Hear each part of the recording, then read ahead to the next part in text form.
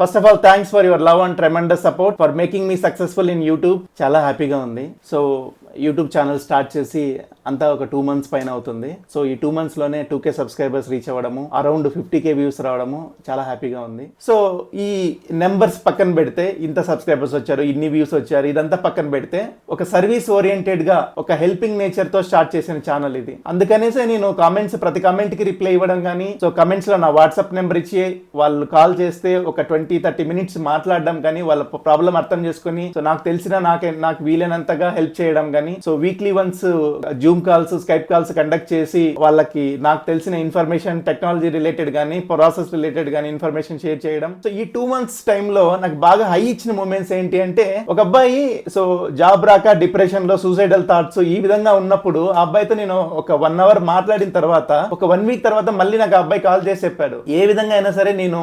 ఐటీలో జాబ్ తెచ్చుకొని సక్సెస్ అవ్వాలని డెసిషన్ తీసుకున్నాను. సో ఈ నెగిటివ్ థింకింగ్ అంతా వదిలేశాను.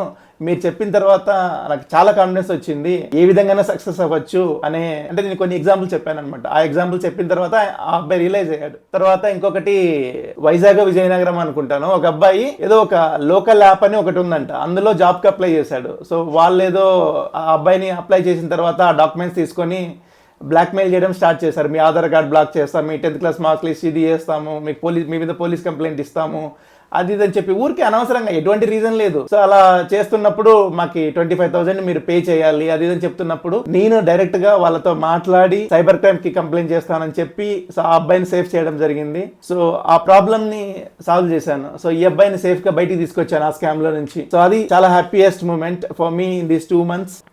అందుకే సార్ నేను కూడా చెప్పాను, ఎందుకంటే చెప్పాడు మొత్తం సిచ్యువేషన్ ఇలా ఉంటుందని చెప్పేసి నాకు కూడా అనిపిస్తుంది సార్. అందుకే నేను చెప్పాను, చేసుకోండి, ఖచ్చితంగా జాబ్ ప్రొవైడ్ చేపించే బాధ్యత నాది అని చెప్పేసి. ఏం జాబ్స్ ఇప్పిస్తారు మేడం? సార్ ఇప్పుడు షోరూమ్ ఉంటుంది, ఇంకా వచ్చేసి షోరూమ్ లో చేసుకునే ఇంట్రెస్ట్ లేదు అనుకుంటే నా పర్సనల్ రిక్వెస్ట్ పెట్టి నేను రెఫరింగ్ కింద జాబ్ ఇప్పిస్తాను. మీకు హెచ్డిఎఫ్సి బ్యాంక్, యాక్సిస్ బ్యాంక్ వీటిలో కూడా వస్తుంది సార్ డేటా ఎంట్రీ కింద.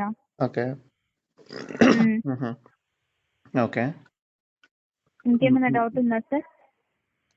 అదే మీరు ఎందుకు ఇట్లా స్టూడెంట్స్ తో ఆడుకుంటున్నారన్న విషయం అర్థం కావట్లేదు. స్టూడెంట్స్ తో మేము ఆడుకుంటున్నామా?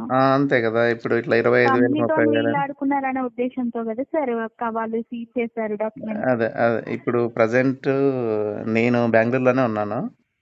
మిమ్మల్ని కలవాలంటే ఇప్పుడు నేను టిన్ ఫ్యాక్టరీలో ఉన్నాను ప్రజెంట్. టిన్ ఫ్యాక్టరీనా? ఇప్పుడు మేము కలవాలంటే ఎలా? మాకు అంటే ఇప్పుడు ఆఫీస్ టైం ఇంకా అయిపోయింది సార్, వీళ్ళు కాల్ చేశారని చెప్పి లిఫ్ట్ చేశాను నేను. సరే మార్నింగ్ అనే కలుద్దాం. వస్తామంటే ఓకే సార్, పర్లేదు సార్, నేను చెప్తాను మీకు, ఓకేనా? సరే సార్. నేను ప్రజెంట్ మా అంకుల్ వచ్చేసి ఇప్పుడు ఇక్కడ ఆంధ్రప్రదేశ్ లో అనంతపూర్ డిస్ట్రిక్ట్ అని ఒకటి ఉంది. ఆ డిస్ట్రిక్ట్ లో చీఫ్ ఇన్ఛార్జ్ సైబర్ క్రైమ్ కి. సో మేమేమన్నా ఇప్పుడు మీరు ప్రెజర్ చేస్తే మేము అక్కడ అప్రోచ్ అవ్వాల్సి ఉంటుంది. ఏంటి సార్? మీరు ప్రెజర్ చేస్తే అక్కడ అప్రోచ్ అవ్వాల్సి ఉంటుంది అంటున్నా. ఓకే సార్, అప్రోచ్ అవ్వండి సార్, దాంట్లో ఏం ప్రాబ్లం లేదు సార్, ఓకేనా? అయినా మీరు గవర్నమెంట్ ఆధార్ కార్డ్స్ తో తీసుకోవడానికి ఎవరు? మీరు ఫస్ట్ ఆఫ్ ఆల్ మీకు ఏ రైట్? గవర్నమెంట్ అప్రూవ్ చేసిన కంపెనీస్ కూడా ఉంటాయి. ఏ కంపెనీ మేడం? మీ కంపెనీ పేరు ఏం పేరు?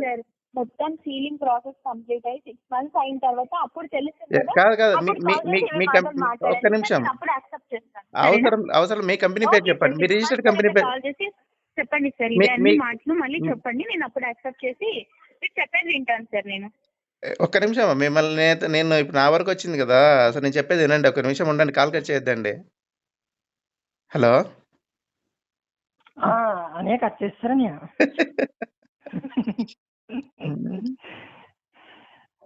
ఫ్రాడ్, బ్లాక్ చేసేసే వాళ్ళ నెంబర్, అంతే, ఏం కాదు. సో ఇలా చాలా హ్యాపీయెస్ట్ మూమెంట్స్ ఉన్నాయి. సో వీటి కోసమే నేను ఛానల్ స్టార్ట్ చేసింది. I feel I'm successful in terms of the moments which I have seen, the way help which I could able to given as a helping hand. So I feel so happy. So నేను చేయగలిగినంత వరకు help చేస్తున్నాను. So కొన్నిసార్లు మనం ఏదైనా ఒక విషయం వాళ్ళకి హెల్ప్ చేసినప్పుడు వాళ్ళ నుంచి వచ్చే కమెంట్స్ చాలా హ్యాపీగా ఉంటాయి. సో అవి అలాంటి కొన్ని కమెంట్స్ ఇవి.